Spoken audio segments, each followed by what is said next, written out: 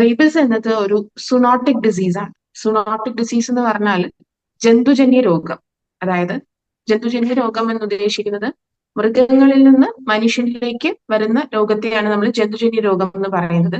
അതിൽ വളരെ ഇമ്പോർട്ടന്റ് ആയിട്ടുള്ള ഒന്നാണ് റേബിസ് അഥവാ പേവിഷബാധ.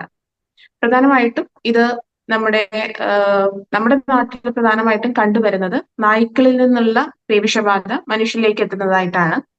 ഇത് കോസ് ചെയ്യുന്ന ഏജന്റ് എന്ന് പറയുന്നത് ഒരു വൈറസ് ആണ്. റാബ്ഡോ വൈറസ് വിഭാഗത്തിൽപ്പെടുന്ന ഒരു വൈറസ് ആണ് ഇതിന് കാരണമാകുന്നത്.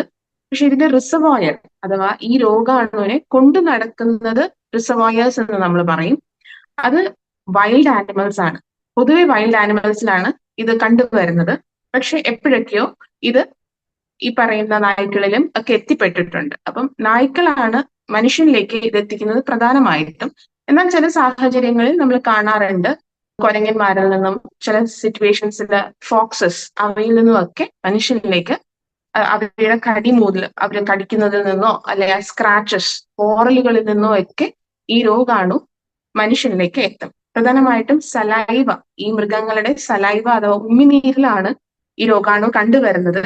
അപ്പൊ അതുകൊണ്ട് തന്നെ അവയുടെ കടി ഏൽക്കുമ്പോഴോ അല്ലെങ്കിൽ മൃഗങ്ങൾ സ്വതവേ എപ്പോഴും അവരുടെ ഹാൻഡ്സ് സലൈവയായിട്ട് കോണ്ടാക്ട് വരുന്നത് കൊണ്ട് ആ സ്ക്രാച്ചസ് അഥവാ നഖം കൊണ്ടുള്ള പോറലുകളോ മാന്തലുകളോ ഒക്കെ നമുക്ക് റിസ്ക് ആയിട്ട് വരാൻ സാധ്യതയുണ്ട്.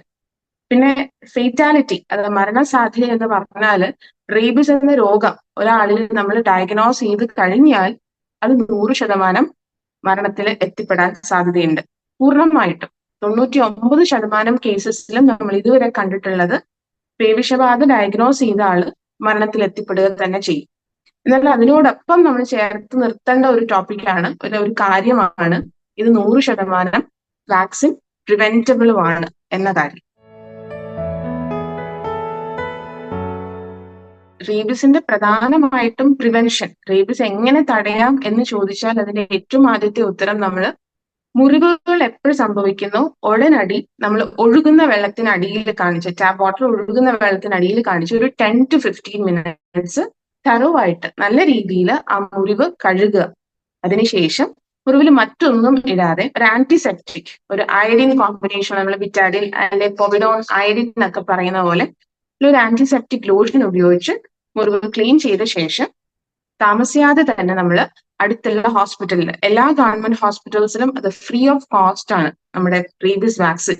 അപ്പോൾ ഉടനെ തന്നെ താമസിയാതെ തന്നെ നമ്മൾ ഈ വൂണ്ട് ടോയ്ലറ്റിംഗ് എന്ന് പറയും, വൂണ്ട് വൃത്തിയാക്കുക. ഒരു 90 മുതൽ 95% വരെ റേബിസ് വൈറസിനെ നമുക്ക് ഈ വൂണ്ട് വാഷിങ്ങിലൂടെ തന്നെ ഇല്ലാതാക്കാൻ സാധിക്കും. അപ്പം കൃത്യമായ വൂണ്ട് വാഷിംഗ് ഉടനടി ചെയ്യുക. വൂണ്ടിൽ ഏതെങ്കിലും ആന്റിസെപ്റ്റിക് അപ്ലൈ ചെയ്യുക. പ്രത്യേകിച്ച് ശ്രദ്ധിക്കേണ്ട ഒരു കാര്യം, പലപ്പോഴും പേഷ്യൻസ് നമ്മുടെ അടുത്ത് എത്തുമ്പോൾ അവരതിന്റെ മുകളിൽ എന്തെങ്കിലുമൊക്കെ ഹെർബ്സ് ഒക്കെ അപ്ലൈ ചെയ്തിട്ടുണ്ടാവും. അതിന്റെ പ്രശ്നം എന്താന്ന് വെച്ചാൽ ഈ വൈറസ് നമ്മുടെ നെർവ്സ് വഴിയാ സഞ്ചരിക്കുന്നത്. അപ്പം നമ്മൾ അവിടെ എന്തെങ്കിലും ഹെർബ്സോ ഇറിറ്റൻസോ അപ്ലൈ ചെയ്യുമ്പം ചെറിയ ചെറിയ മൈക്രോ ഇഞ്ചുറീസ് ഉണ്ടാവും. ആ ഇഞ്ചുറീസ് വഴി ഈ വൈറസ് പെനട്രേറ്റ് ചെയ്യാനുള്ള സാധ്യതകൾ കൂടും. അതുകൊണ്ടാണ് നമ്മൾ ഇറിറ്റൻസ് ആയിട്ടുള്ള ഹെർബ്സ് ഒന്നും അപ്ലൈ ചെയ്യാതെ ടോയ്ലറ്റ് ചെയ്യുക, ആന്റിസെപ്റ്റിക് എന്തെങ്കിലും ഉണ്ടെങ്കിൽ അപ്ലൈ ചെയ്യുക, താമസിയാതെ അടുത്തുള്ള ഹോസ്പിറ്റലിൽ പോയി വാക്സിൻ ഡോക്ടർ പറയുന്ന രീതിയിൽ ആ ഷെഡ്യൂൾ അനുസരിച്ച് കണ്ടിന്യൂ ചെയ്ത് കംപ്ലീറ്റ് ചെയ്യുക. റേബിസ് വാക്സിൻ നമുക്ക് 3 സിറ്റുവേഷൻസ് ആണ് വരുന്നത്. റേബിസ് വാക്സിൻ നമ്മൾ, അതായത് WHO ലോകാരോഗ്യ സംഘടന ഈ റേബിസ് വാക്സിൻ എടുക്കുന്നതിനെ പറ്റിയും ഇതിന്റെ മാനേജ്മെന്റിനെ പറ്റിയൊക്കെ കൃത്യമായ ഒരു ഗൈഡ് ലൈൻസ് തന്നിട്ടുണ്ട്. അതായത് കൺട്രീസ് അത് ഫോളോ ചെയ്യുന്നുണ്ട്. നമ്മൾ കേരളത്തിലും അത് അങ്ങനെ തന്നെ ചെറിയ മാറ്റങ്ങളോടുകൂടി നമ്മൾ ഫോളോ ചെയ്യുന്നുണ്ട്. പ്രധാനമായിട്ടും 3 തരത്തിലാണ് മുറിവുകളെ നമ്മൾ പറയുന്നത്. അതായത് ചെറിയ വൂൺസ്, സാധാരണ വൂൺസ്, കാറ്റഗറി 1, കാറ്റഗറി 2, കാറ്റഗറി 3, 3 തരത്തിലാണ് വൂൺസിനെ നമ്മൾ കാറ്റഗറൈസ് ചെയ്യുന്നത്. ഒരു പേഷ്യന്റിന്, ഒരാൾക്ക് പട്ടിയോ പൂച്ചയോ ഈ പറഞ്ഞ വൈൽഡ് ആനിമൽസോ എന്തുകൊണ്ട് തന്നെയും ഒരു മുറിവ് ഉണ്ടായാൽ ആ മുറിവിനെ നമ്മൾ 3 കാറ്റഗറിയിൽ ഏതിലേലും പെടുത്തും. First category intact skin. സ്കിന്നിന് ഒരു മുറിവുകൾ സംഭവിച്ചിട്ടില്ല, സ്കിൻ ഇൻടാക്ട് ആണ്, മുറിവോ അതിൽ നിന്ന് ചോര വരുവോ ഒന്നും സംഭവിച്ചിട്ടില്ല. സ്കിൻ ഇൻടാക്ട് ആണെങ്കിൽ അത് കാറ്റഗറി 1. അതിൽ നമ്മൾ പ്രത്യേകിച്ച് ഒന്നും ചെയ്യേണ്ട, പേഷ്യന്റിനെ റീഅഷ്യൂർ ചെയ്യുക, മുറിവ് വന്നിട്ടില്ല, ചോര വന്നിട്ടില്ല, അതുകൊണ്ട് തന്നെ ഈ ആനിമലിന്റെ സലൈവ നമ്മുടെ ബ്ലഡുമായിട്ട് കോണ്ടാക്ട് വന്നിട്ടില്ല, അല്ലെങ്കിൽ നമ്മുടെ ബോഡിയിൽ അകത്തേക്ക് കയറിയിട്ടില്ല. രണ്ടാമത്തെ കാറ്റഗറി ചെറിയ പോറൽ, ബ്ലീഡിങ് സംഭവിച്ചിട്ടില്ലാത്ത പോറലുകൾ, മൈനർ അബ്രേഷൻസ് നമ്മൾ പറയും. അവയ്ക്ക് നമ്മൾ IDRV അഥവാ വാക്സിന്റെ പേര് ഇൻട്രാഡേർമൽ റേബീസ് വാക്സിൻ, അതാണ് IDRV, ഇൻട്രാഡേർമൽ വാക്സിൻ. തൊലിപ്പുറമെ എടുക്കുന്നത് കൊണ്ടാണ് നമ്മൾ ഇൻട്രാഡേർമൽ എന്ന് പറയുന്നത്. അപ്പം ആ വാക്സിൻ കാറ്റഗറി 2 വാക്സിൻ വേണം.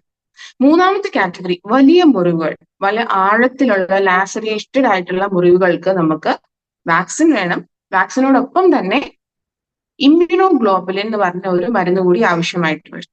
വാക്സിൻ ഈ പറഞ്ഞ രീതിയിൽ 2 രീതിയിൽ നമ്മൾ ഹോസ്പിറ്റലിൽ ചെല്ലുമ്പോൾ വാക്സിൻസ് എടുക്കുന്നതായിട്ട് കാണാം. ഒന്ന് തൊലി പുറമെ എടുക്കാം, മറ്റൊന്ന് മസിലിലേക്കും എടുക്കാം.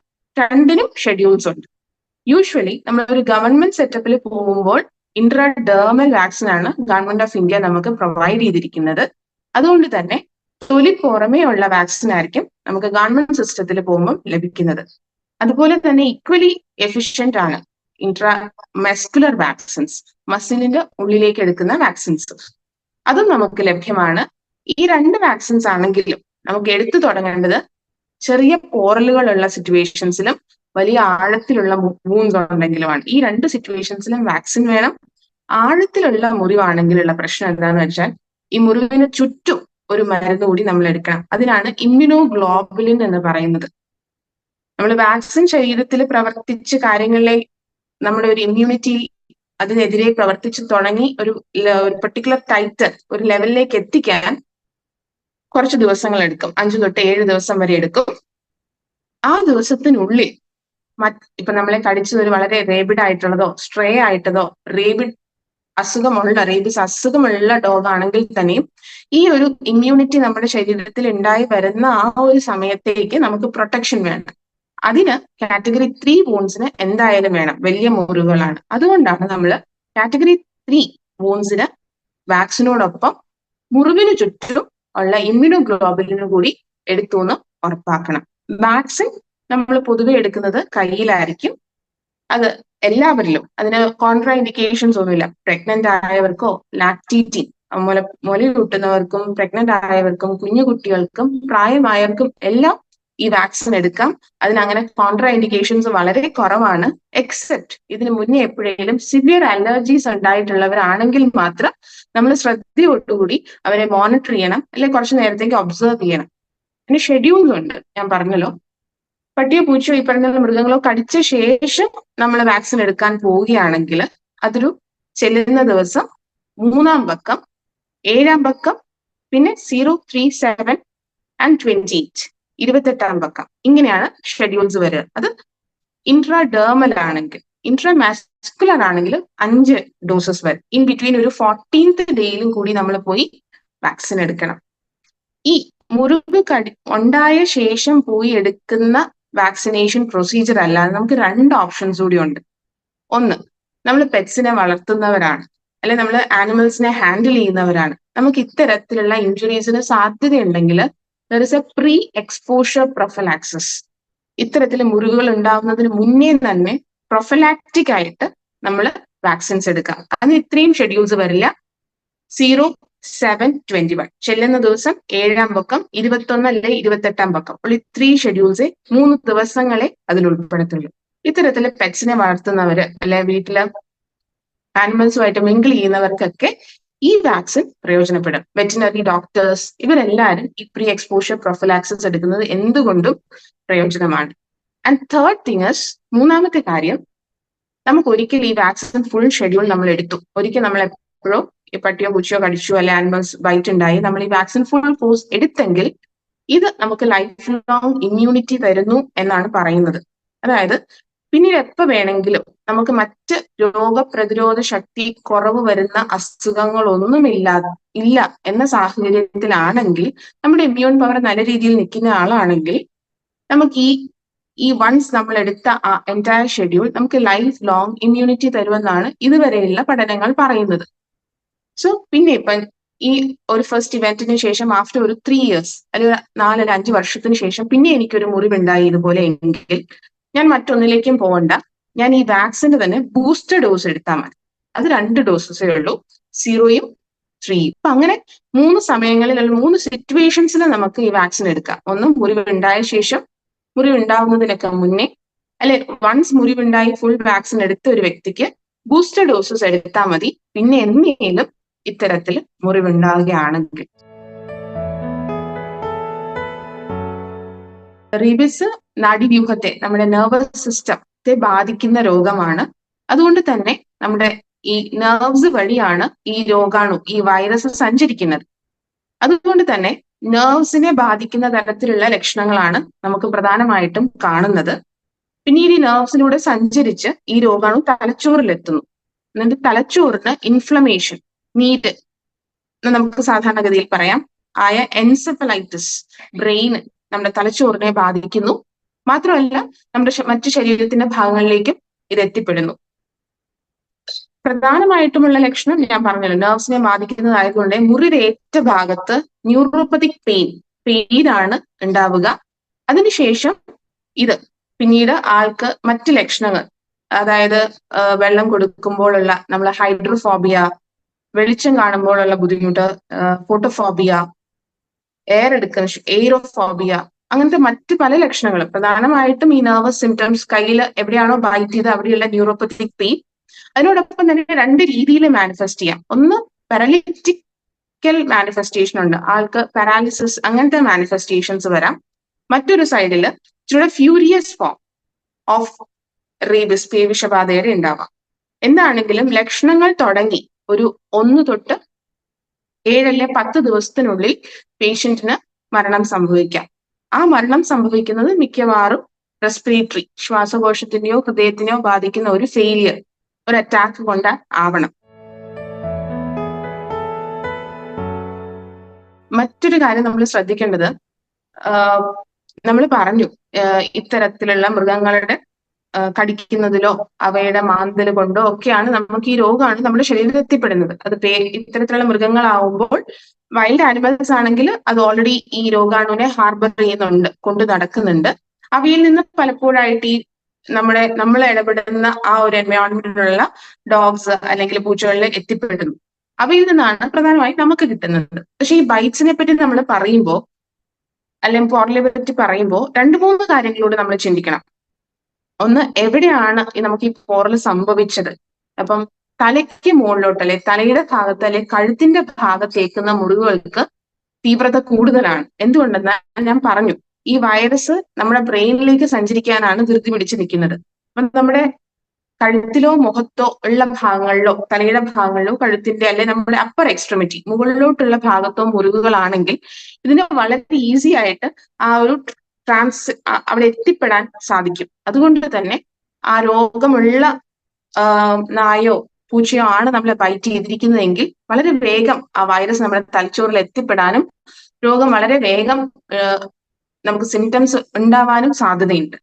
അതുകൊണ്ട് തന്നെ മുറിവുകൾ തലയ്ക്ക് മുകളിലോട്ടോ അല്ലെങ്കിൽ തലയുടെ ഭാഗത്തോ കഴുത്തിന് മുകളിലോട്ടോ അപ്പർ എക്സ്ട്രിമിറ്റിയിലോ ആണെങ്കിൽ റിസ്ക് കൂടുതലാണെന്ന് മനസ്സിലാക്കണം. നമ്മളെ ബൈറ്റ് ചെയ്യുന്നത് നമ്മുടെ ചുറ്റുപാടും അലഞ്ഞു തിരിഞ്ഞ് നടക്കുന്ന ആനിമൽസ് ആണെങ്കിലോ, നമ്മളൊരു ട്രിപ്പിനോ മറ്റോ പോകുമ്പം അവിടുത്തെ വൈൽഡ് ആനിമൽസോ നമ്മൾ സൂയിലോ ഒക്കെ പോകുമ്പോൾ ഉള്ള ടൈപ്പ് ഓഫ് ആനിമൽസ് ആണെങ്കിൽ അതിനും നമ്മൾ റിസ്ക് കൂടുതലായിട്ട് കാണുകയും ഉടനടി ഫസ്റ്റ് തിങ് നമ്മൾ ചെയ്യേണ്ടത് വൂണ്ട് വൃത്തിയായിട്ട് കഴുകുക, ആന്റിസെപ്റ്റിക് യൂസ് ചെയ്യുക, വാക്സിൻ എടുക്കുക, ഡോക്ടർ പറയുന്ന പോലെ ഷെഡ്യൂൾ തെറ്റിക്കാതെ കംപ്ലീറ്റ് ചെയ്യുക. പലപ്പോഴും ആളുകൾ ഡേറ്റ്സ് മിസ്സാക്കാറുണ്ട്. ഉദ്ദേശിക്കുന്ന തരത്തിലുള്ള ഇമ്മ്യൂണിറ്റി ലഭിക്കാൻ സാധ്യതയില്ല.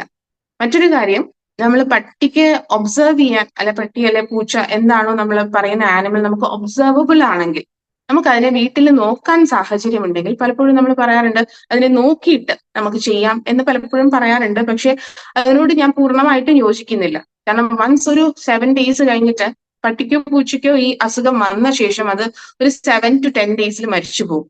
അതിനുശേഷം നമ്മൾ പോയി വാക്സിൻ എടുക്കാനിരുന്നാൽ അത് കൂടുതൽ പ്രശ്നത്തിൽ എത്തിക്കും. കാരണം നമുക്ക് റിസ്ക് വളരെ അധികം കൂടി ഒരു സാഹചര്യത്തിലാവും നമ്മൾ മെഡിക്കൽ കെയറിന് എത്തുക.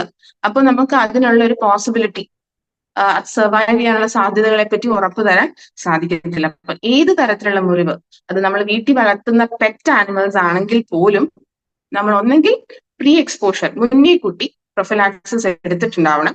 അല്ലെങ്കിൽ ഇത്തരത്തിലുള്ള പ്രശ്നങ്ങൾ ഉണ്ടാവുമ്പം അത് പെറ്റ് ആനിമൽസ് ആണോ, നമുക്ക് വളരെ ക്ലോസ് ആയിട്ടുള്ള അത്രയും വിശ്വാസമുണ്ട്, അതിന് പേവിഷബാധ ഇല്ല, എന്നിരുന്നാൽ തന്നെയും 100% സേഫ്റ്റി ഈസ് നമ്മൾ എപ്പോഴും പോയി വാക്സിൻ എടുത്തേക്കുക. ആൻഡ് വലിയ മുറിവാണെങ്കിൽ ഇമ്മ്യൂണോഗ്ലോബുലിൻ എടുക്കുക.